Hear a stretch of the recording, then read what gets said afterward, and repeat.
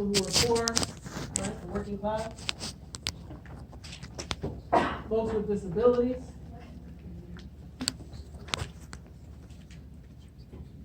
folks who are undocumented,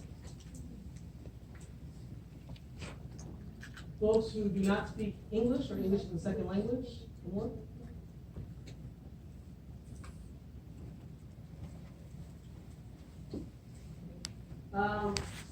right, folks who do not have access to certain types of schools, so people that, or folks that do not have degrees, folks that are under 18 and over 65, right? So people that do not fit in those kinds of age places, right?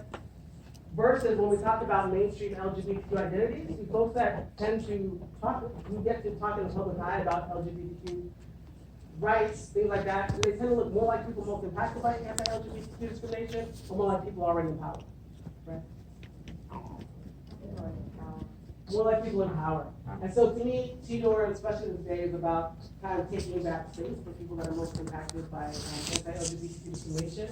I also think it's important to think about how this impacts most of our social justice spaces, because these same people most impacted by anti-LGBTQ discrimination are the same people who are also most impacted when it comes to environmental injustice, right? When we talk about who's most likely to be impacted when a natural disaster happens.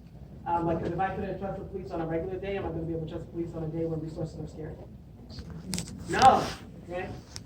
If I can't go to a hospital on a regular day, can I go to a hospital on a day when resources are scarce? No, right? If the government does not recognize me already as a transgender body, if I'm also undocumented, am I going to be able to access resources in that way? No, right? So even around immigration, all these other things, right? So all these things are very connected. Our social justice movements tend to still be functioning around people who are in power. Does that make sense? Especially when we look at them from very clear ways. So I think that's what's also important to me in talking about the importance of transgender members being started by a trans woman and specifically seeking to uplift the names and lives of people, mostly Black and brown folks who have been lost in their years. Can I do another poem for y'all? Is that okay? Yes. Do we still like poems? Yes. Yes. Good, because again, that's all I got for y'all today. So this next poem, so the next poem I want to do for y'all is, are we feeling more serious or funny today? How are we feeling? Where are we at? Where's our energy level at? Serious. Okay. Actually, you know what I'm going to do? So what I want you to do, when I count to three, I want you to tell me the feeling that you're most excited to feel in life, right? What feeling do you like to feel the most, right? And so when I say that, the feeling you like to feel the most, some of y'all might like to feel joy the most. Some of y'all might just like to feel grief the most. I don't know. Some of y'all, I don't know, maybe love. I don't know. Whatever y'all like to do. But so when I count to three, everyone's gonna ask over. I want you to shout I think it was just out the t-shirts. that you most I'll get like back. to feel in life. Huh? That you enjoy Not feeling. shake Does that make hands. sense? So when I count to three, on three, 1, 2, 3. Excitement. Yeah. And so for me, my favorite feeling that I write from or that I share things from is anger. Because it makes me feel so good. So most of my pieces are in response to conversations I have with people or arguments that I have with people. Yeah. And so this is the closest thing I have to love poem as an adult. I'm like, is this appropriate? Is this appropriate? This is appropriate. It is. I'm looking at you because you're the only one that's read it. Yeah, I'm gonna do it. Okay. You can be my accountability partner afterwards. Like, oh, if you don't like this poem, come see them. No joke. So this one uses some language. Can we curse this morning? Is that okay? Okay. So I'm already cursed. I don't know what I'm asking. But so this is the closest thing to a love poem I have as an adult. It's from my ex-girlfriend's neighbor from back in the day. So I wrote this probably about 10 years ago. In a galaxy far, far away. It's called Neighbor. To the woman that frequents my girlfriend's apartment complex with the same face that always reads, here comes that gay bitch again. I want you to know that I get it. You are not used to gay people. See, we have been the stuffing that jokes whispered on sidewalks and behind the backs of strangers are made of not real, not very tangible, not even very human. As a teenager, my father, or at least the way I imagined him, would tell me things like, we are all the same. And anyone that didn't like me because I was gay was simply just ignorant of that fact. You know, black, white, gay, straight, we're all the same, like a hand-holding, multiracial, we are the world's section in different block parties. Yeah, my father was pretty corny like that, but you, my friend, are more right than my father ever was, even his imaginary parts.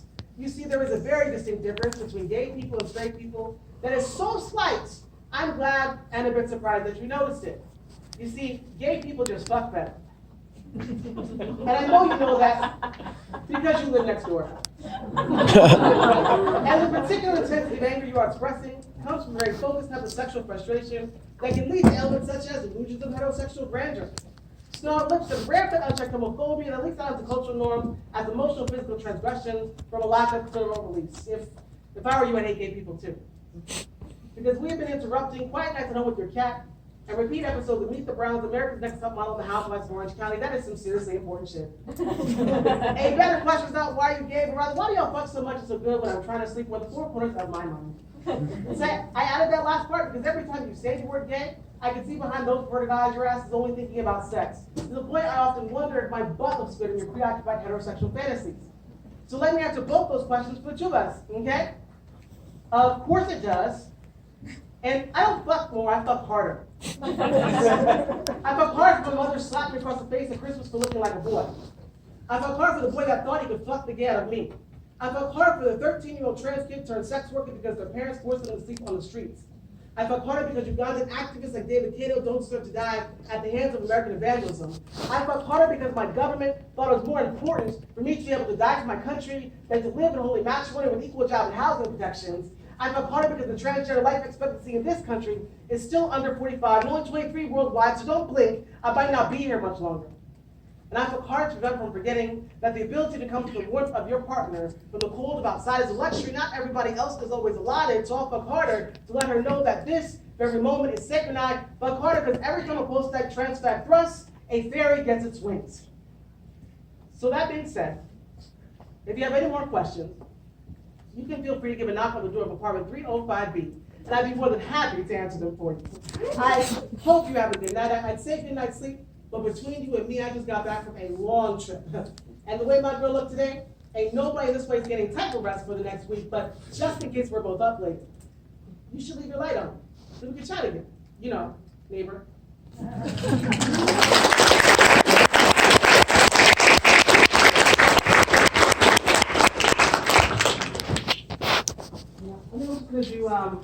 I'm gonna switch up the energy a lot. I'm gonna do a piece. I'm gonna do actually one about some theology stuff, some religion stuff. How many people here grew up in a religious household? So I grew up in a, like I said, a Christian Muslim household. And when I came out as a trans person, I got two very different reactions. And so, one of those reactions was from the Christian side of my family. That is a lot of clergy that have a very, I would say, defensive theology framework. You know, you go to church, someone tells you what to believe, good, bad, or different. You know, whether or not it's actually relevant to you. I'm a Muslim, so that part of my family was actually a really hard conversation. For me, the Muslim side of my family was the most accepting. I actually came out to them about 3 times, because I wasn't sure they heard me. I understood what I was saying. But so this is my favorite Quran and Bible story.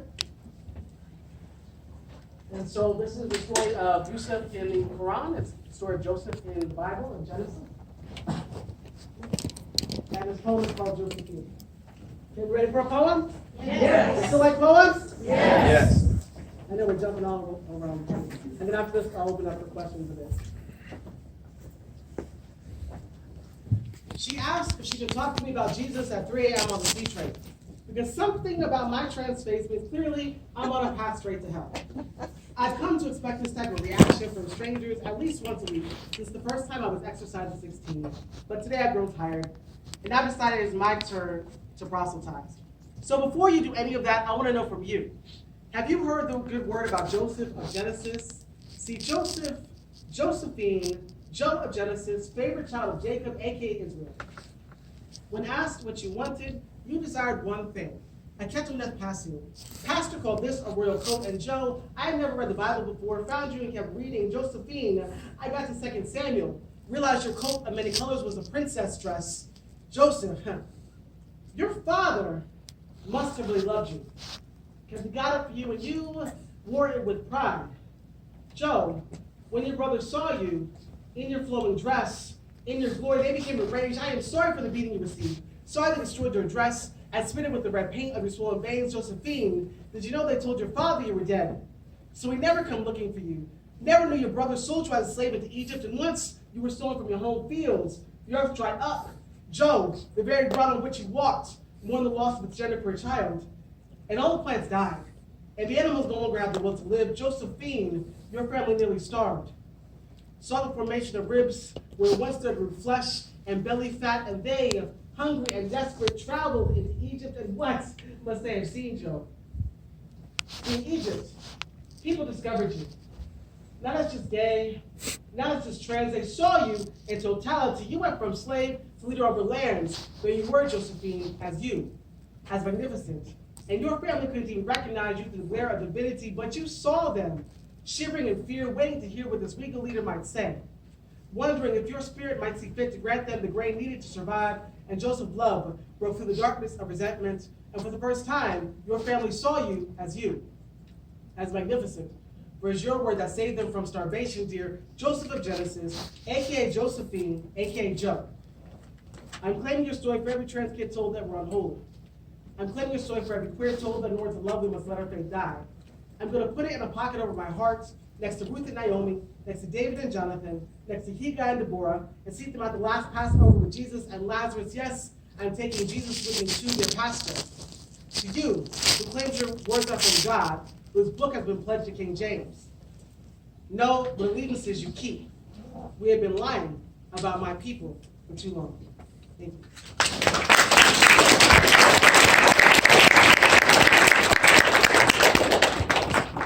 So yeah, I know we went on a whole bunch of different places, but I thought we got a board. I wanted to write some notes, maybe some things, sit at home.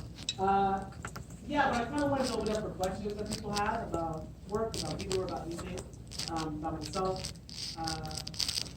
Yeah. So do people have any questions about anything I shared today? I have a comment. I'll just start talking about it, and then I want to hear what you have to say. But I think that as somebody who did not vote for Trump, I often think that many of us who didn't are like, oh, he's just crazy, or he's, and I'm not trying to offend anybody, but like, you know, he says ridiculous things, and it, you know, that isn't how most people think, so it doesn't really matter. It's all a theater show.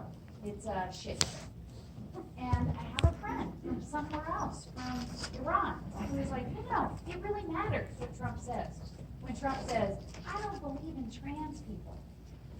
Because the president of Iran came to Princeton to speak and was asked about, well, what about the gay and lesbian people in your community, and you know, in your country?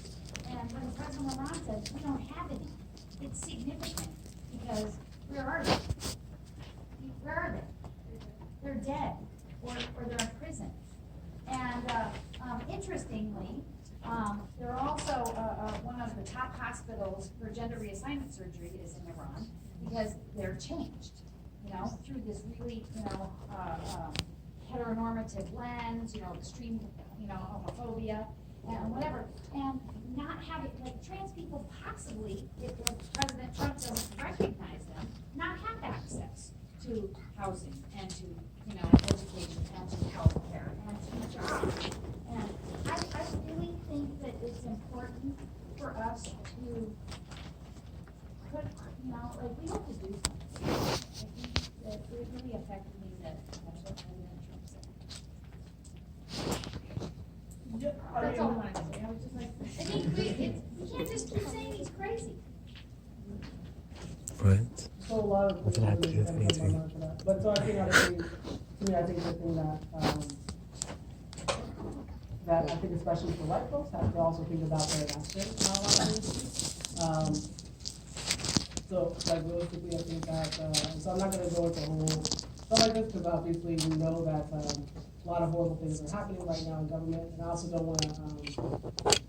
But I think that instead of portraying Trump as crazy, right, white people have to also come to terms with how did I participate in the system that allowed this to happen, right? How am I consistently benefiting off of or trying to make nice with people that are actually calling for violence against communities, right? That trans people becoming incarcerated did not start with Trump. Like we in the US, as trans people that survived, I think about Cece McDonald, I think about Kai Peterson, and trans people, especially black trans people who fought against attackers and are in jail for that, or were in jail for that, right? That's part of being a part of the indigenous rights services nation, not just a person.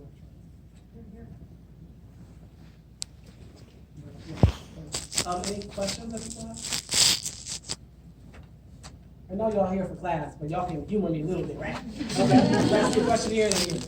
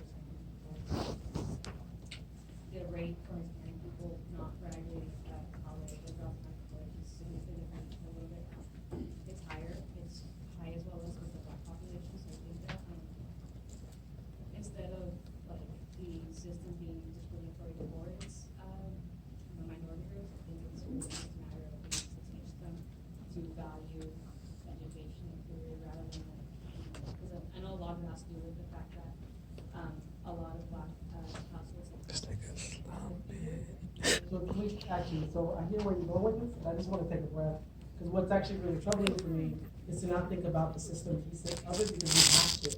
It is not, so the fact that we can have situations in which people are policed very differently, where people are murdered in the streets, where people are robbed from their families. I live in a state in which weed has been legalized, so that many, that innocent, and I think about how many black and brown bodies